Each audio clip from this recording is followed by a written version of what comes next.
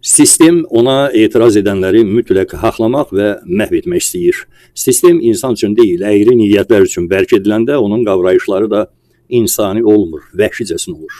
Bir neçə il əvvəl 3 saylı uşaq evinin sakini olan Məhəmməd Hacıyev adlı bir uşaq həmin uşaq evindəki dəhşətlərə etiraz etmişdi. YouTube'da da onun çıxışı yayılmışdı. Saytlar, kütləvi informasiya vasitələri də bu hadisəyə fokuslanmışlar. Onu əvvəlcə dəli adlandırmaq istədilər. Ölkənin baş psixiatrı özünə növbəti dəfə müdrik görkəm verərək insafən onun dəli olmadığını bəyan etdi, amma əliyeri də qoydu.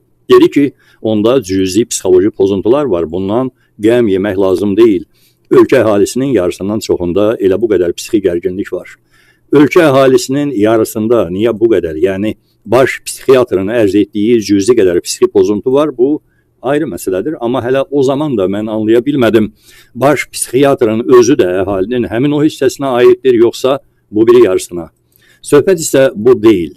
Məhəmməd Hacıyev uşaq evində işgəncələrdən danışırdı, yemək çatışmazlığından danışırdı, böyüklərin uşaq evində çıxartdığı başqa hoqqalardan danışırdı.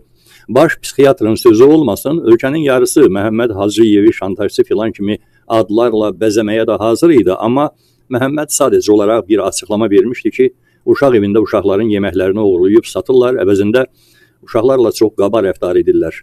Uşaq evini o zamanlar kimlərsə yoxladılar, kimlərsə üzdən sıyırdılar. Bildiyim qədər orada baş verənlərə görə heç cinayət işi də açılmadı, amma açılmalıydı. Çünki bu yalnız bir nəfərin açıqlaması deyildi. Mən xatırlayıram, şəxsən mənə də orada baş verənlər haqqında müxtəlif şikayətlər olub və mən də danışmışam həmin olaylar barədə. Başqa kütləvi informasiya vasitələrində də ölkədəki uşaq evlərində yeyinti, işgəncə, pis rəftar və s. gözəl faktlar haqqında çoxlu söhbətlər yazılır və deyilir.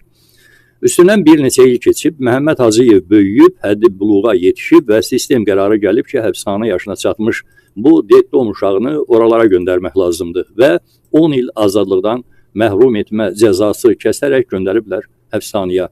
Həm də elə maddə ilə göndəriblər ki, bütün həyatını məhv etsinlər. Zorlama, azyaşlı ilə cinsi əlaqə maddəsi.